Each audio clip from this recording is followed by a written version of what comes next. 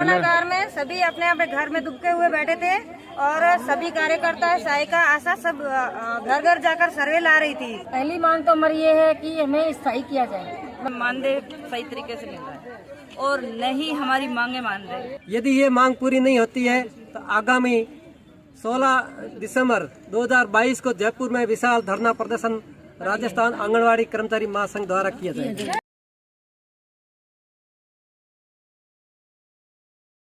यहाँ मेरा नाम शांति चौधरी है। यहाँ पे आंगनवाड़ी प्रशासनिक संघ की बैठक थी जिसमें 2 मांगे रखी गई थी हमारी। वो मतलब उसका ज्ञापन यहाँ हमने कलेक्ट्रेट में दिया है। क्या मांगे हैं, क्या कुछ तरह से?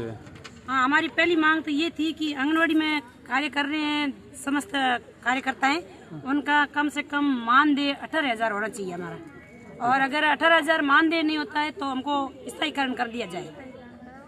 हाँ, स्थायीकरण अगर नहीं होता है तो कोई बात नहीं, तब तक जब तक हम परमानेंट नहीं होते हैं तब तक मिनिमम मानदेय हमारा 18,000 करा दिया जाए। मैं आपका और क्या मामला है पूरा? मेरा नाम मालू है। हमें काम ज्यादा दिया जा रहा है और मानदेय कम है, इसलिए हम मानदेय की मांग करने के लिए जिला कलेक्टर के मार्फत मुख्यमंत्री महोदय को ज्ञापन देने आए हैं। मानदेय फिलहाल हमें 8,500 मिल रहा है और हम कम जब तक सरकार हमने मांग रखी है कि हमें सरकारी कर्मचारी घोषित किया जाए। जब तक सरकारी कर्मचारी घोषित नहीं किया जाए तब तक हमारा मानदेय 18,000 किया जाए। मैं 22 सेक्टर से हूँ और मैं ये कहना चाहती हूँ कि हमारी सभी साथियों को हक मिलना चाहिए। वो हक की लड़ाई लड़ रही है, न कि किसी राजनीति से उसे हक अपना हक मांगना है। कोरोना काल में किस तरह से काम रहा और कितना मानदेय मिला? कोरोना काल में सभी अपने अपने घर में दुबके हुए बैठे थे और सभी कार्यकर्ता सहायिका आशा सब घर घर जाकर सर्वे ला रही थी और वो उसका कोई मानदेय नहीं दिया गया था उसको। और एक मजदूर की मजदूरी तो हर स्त्री को एक मजदूर की मजदूरी तो मिलनी चाहिए। एक मजदूर की 700-800 रुपये मजदूरी है तो वो कोई घर में तो महिलाएं कमा रही है तो उनको मजदूरी तो मिलनी चाहिए। कम से कम उसको स्थायीकरण मतलब कर्मचारियों को स्थायी करें या फिर स्थायी नहीं करें। पहली बात तो स्थायी करें, उनको स्थायी नहीं करते हो तो 18,000 तो उनको मानदेय मिलना चाहिए। बहुत मुश्किल है सर, कई घर में तो मतलब कोई जेंट्स नहीं कमा पा रहा है तो लेडीज ही घर चला रही है। तो लेडीज एक मतलब छोटे से छोटे काम से लेके बड़े काम तक वो लेडीज पर बोझ पड़ता है, तो उसका मानदेय तो कम से कम अच्छा हो तो वो अपना घर सही तरीके से चला सके। यहाँ पर हम सभी लोग मतलब जितने भी केंद्र पर काम करती हैं, साथ आशा सहायिका सहयोगिनी साथीन जो भी है हमारे साथ में सभी एकत्रित हुए हैं। हमारी 2 सूत्री मांगे हैं सरकार से कि पहली मांग तो हमारी ये है कि हमें स्थायी किया जाए, मतलब सरकारी दर्जा दिया जाए जो कि एक 3rd ग्रेड टीचर का है। और हमारे पास काम भी उतना ही है, उन्हीं के बराबर काम है, लेकिन हमें पूर्ण मानदेय नहीं दिया, मतलब पूर्ण भत्ता नहीं मिलता है। सबसे पहली डिमांड यही है। अगर हमको परमानेंट नहीं करती है तो जब तक हमें 18,000 रुपये मानदेय दिया जाए। पिछले लंबे समय से आप मांग कर रहे हैं, तो अगला कदम क्या रहेगा आपने ज्ञापन के माध्यम से? अगला कदम सर यही है कि हम मतलब सब मिलके हम लोगों ने अभी यही निर्णय लिया है, अगर हमारी मांग पूरी सुनी नहीं जाती है बजट तक हम बैठे हैं, अगर नहीं सुनी जाती तो हम आगे कुछ धरना प्रदर्शन कुछ भी होगा वो हम करेंगे। ठीक है।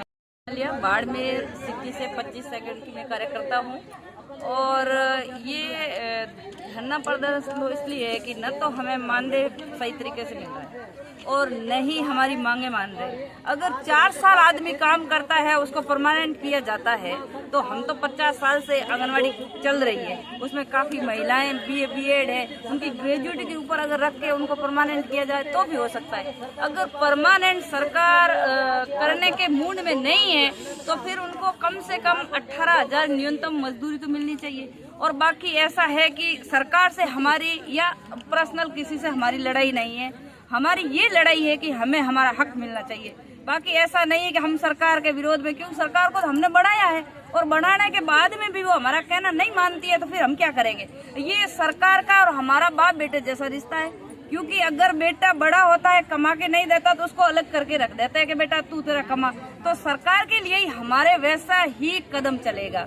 क्योंकि अगर सरकार हमारा ये कहना नहीं मानेगी तो अगला कदम हमारा वही होगा जो बाप बेटे से होता है कि भाई बेटा कमाता नहीं है, फालतू की मगजमारी करता है तो उसको अलग कर देते हैं। तो इस तरह से हम भी कदम उठाएंगे। और महिलाएं इतनी सारी काम कर रही है, महिला के हाथ में पैसा आएगा तो कम से कम घर भी चलाएगी तो अच्छा चलाएगी। और जैसे आदमी है और वो कोई भी नौकरी करता है उसको 50,000 तनख्वाह मिल रही है, अगर महिला को 50,000 तनख्वाह दी जाए तो वो क्या से क्या कर सकती है, हैं? इसमें सब लगी है, वो कोई ऐसा नहीं है कि सभी भाई पूरे परिवार से, ठीक है, वो गरीब परिवार से है, किसी का इसी से चलता है।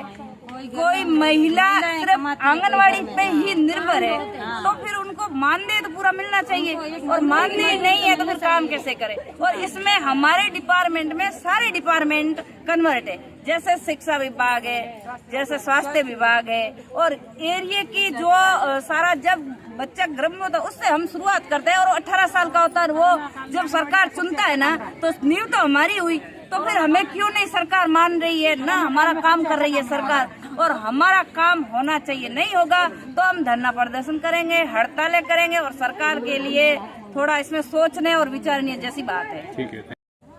आज यहाँ पर आंगनवाड़ी राजस्थान आंगनवाड़ी कर्मचारी महासंघ के आह्वान पर यहाँ पर धरना प्रदर्शन करके कलेक्टर साहब के माध्यम से मुख्यमंत्री महोदय को 2 सूत्रीय मांग पत्र दिया गया है, जिनमें प्रमुख मुद्दा है आंगनवाड़ी कार्यकर्ता, मिनी कार्यकर्ता, आशा सहयोगिनी, ग्राम साथी, सहायिका, इनको राज्य कर्मचारी घोषित करना प्रमुख मुद्दा है। साथ ही साथ जब तक इनको राज्य कर्मचारी घोषित नहीं किया जाता है तब तक 18,000 रुपये न्यूनतम मानदेय दिए जाने की मांग की गई है। दूसरी मांग हमारी इन स्कीम वर्कर को जो 1974 से आज तक कार्य कर रही है, इन्हें इतनी लंबी मानदेय योजना में लगाया जा रहा है, इस पे सरकार को सकारात्मक ध्यान देते हुए उनको 60 साल के बाद में एक मुफ्त ग्रेजुएटी की 5 लाख तथा प्रति माह 5,000 रुपये मासिक पेंशन भत्ते दिए जाए।